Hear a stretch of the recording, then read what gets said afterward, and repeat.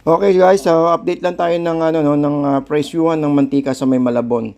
So ito po yung sa monitor natin June 9, 2026. Ito po yung mga price ha. Spring 17 kilo, 2,190. Meron po silang tinatawag na refill 2,040. At meron din po tayong taal 16 kilogram, 2,072. At meron din yung taal refill 16 kilogram din, 1,922. At meron din po yung puro guys ha, puro 15 kilogram, 1,953. At meron din po tayong prito 15 kilogram palm oil, 1,480. So guys, mamaya-maya sa video po natin, yung bandang dulo, bibigay ko po yung price list nitong ating biyahe. Tapos samahan niyo muna ikot tayo sa may Malabon. Okay, so good morning po sa inyo lahat guys. Good morning po. Okay, so guys, gaya na pinakita ko mga presyo, no. Tara samahan niyo muna ako napuntahan natin itong itong spring dito sa may Malabon. So guys, no, sa mga first time pupunta dito sa may Malabon, ito po yung sinorkatan natin kasi medyo mainit po eh. Ayan po yung City Hall po ng Malabon ha. At ito naman po yung palatandaan po natin na sinasabi ko sa inyo, Mang Inasal, bandang kanan Mang Inasal. Katabi po natin bandang kanan at sa kabila po ay McDonald's sa kaliwa. Ayun, so ayan po yung City Hall guys, sa mga pupunta po ng Fishport, nasa gilid lang po yung natin, sa gilid lang po ng Malabon Central Market. Then yung papuntang Dampalit naman po, tsaka papunta po sa may sa may planta ng mantika, is kakanan po tayo dito ha. Tandaan niyo po 'to guys para hindi po kayo maligaw ha. Kakanan tayo yung Fishport, diretso po yun ha. Ito po yung mga sa magtatanong kung meron daw po bang biyahe papuntang Dampalit. Meron po, ito pong mga e-trek na yan. Bumabiyahe po yan ng papuntang Dampalit or Hulong Duhat. Then tayo naman pupunta naman sa may guys no, sa may bilihan ng mantika. So, gaya ng binanggit ko, yung pong sa may planta ng mantika isa maramihan po yon, wholesale. Then dito sa may harap po ng Iglesia ni Cristo rito, kasi malamang dito rin pa pupuntahin kung sakasakaling ilang piraso lang bibili niyo eh. Kung mga 2 lata or 3 lata, dito lang po kayo sa may sa may harap ng Iglesia ni Cristo. Sa may Long Life, yan. Dito lang po yan guys sa may Malabon. Lalakarin niyo konting-konti lang oh. Ito yung Iglesia ni Cristo sa may kanan natin. Then ito saglit ha. Ito yung Long Life guys ha.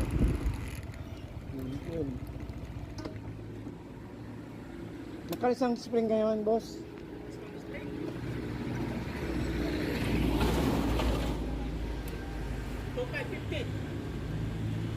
$2,550 itong spring.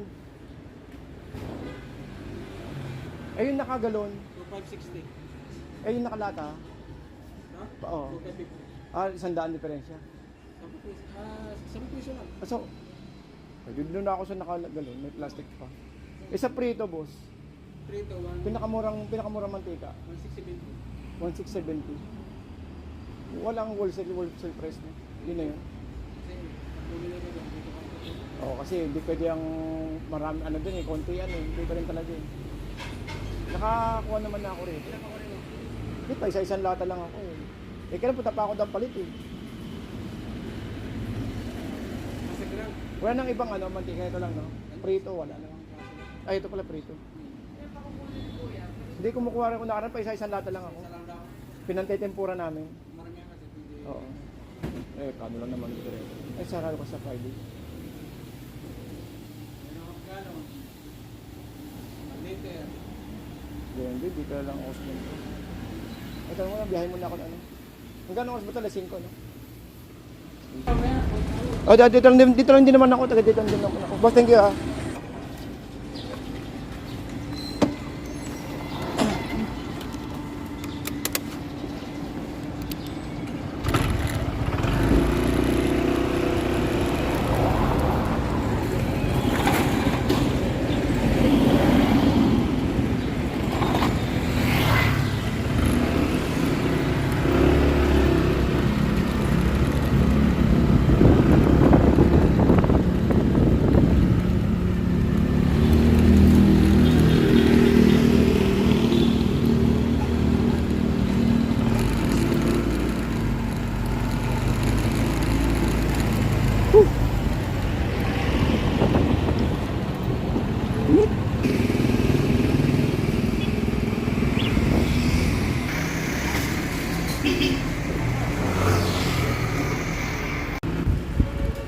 Okay, so guys, ito na yung kakanan po tayo rito ha. Ito San Agustin. Yan, kakanan po tayo, then diretso lang, papunta po sa may spring. So dito is makakabili kayo ng mga mantika, mga margarine, at saka po ng mga, actually mga iba't ibang klaseng mantika, may palm oil. Then dito guys, diretso nyo lang to, itong loob na to. Then may malalagpasan po kayo dyan na, na kainan. So hindi po dyan, kakaliwa pa po kayo. Then meron tayong dyan, eskwelahan. Parang elementary school yata ito eh. Then dito guys, hindi ko na po kinuhanan ng video yung sa may planta. Kasi alam naman natin na bawal pong kuhanan yung planta. Kumuha lang tayo ng hingilan po tayo ng impormasyon. At saka para magkaroon po kayo ng idea. Wala po tayong masamang intention na para lang malaman ng iba na may bilihan po rito. At saka yung sa presyo. Para ma-update ko po kayo. Ito po yung planta guys. Kung pupunta po kayo, napakadali lang po. Pwede nyo pong lakarin. Pwede kayo markila ng e-trike. Or magmotor, pwede po. Ito po yung planta nila guys ha. So hanggang dito lang po tayo, hindi ko po papakita sa loob sa ganun yes. For security reason din naman po kasi alam naman natin na bawal. So pasensya na po Spring Malabon. Thank you po guys.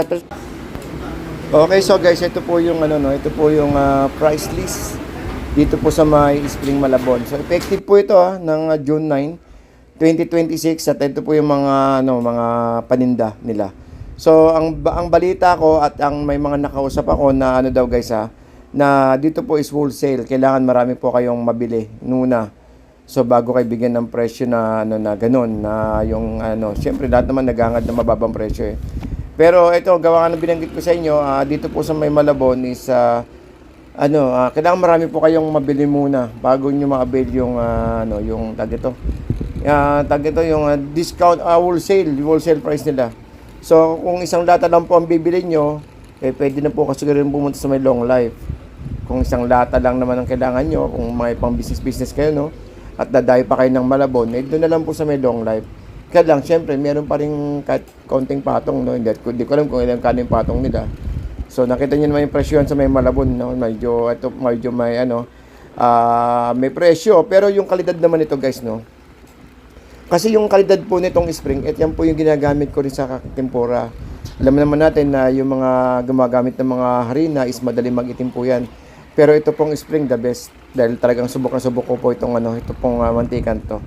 Okay, so ito papalabas na tayo guys ng ng Malabon. Malabon na tag dito sa may spring. So dito po, ito po yung pinasukan natin kanina. Kakanan po tayo rito dahil wag one way po kayo dun eh. So ito po yung pabalik po ng guys pabalik po ito ng tag ito ng Malabon City Hall. Actually pwede niyo nga lakarin eh. Or kung nakamotor kayo, pwede niyo sundan yung biyahe lang natin, napakadapit lang naman eh. Ayan, so kakanan tayo rito, tapos then diretso na po yan guys, papunta po ng papunta naman po ng City Hall. Doon po sa may Malabon. So baka makapag-update pa tayo, kailan sobrang init So sa mga kababayan po natin diyan na na lalo sa mga sa mga nanay-nanay natin diyan tsaka sa mga lola-lola, nako po, mga tatay, nako, ingat-ingat ng konti. Dahil napakainit po ngayong ngayong oras na to. So alas 10 pa lang dahil talaga namang tumutusok sa balat natin yung init. Init ng araw.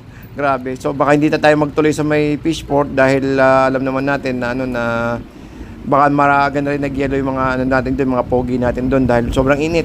Pero kanina guys, is naabutan ko yung hipon nila kanina doon is 250. May 230 pa nga ako nakita eh. So yun yun ang sitwasyon ng hipon natin ngayong araw po ng Miyerkules.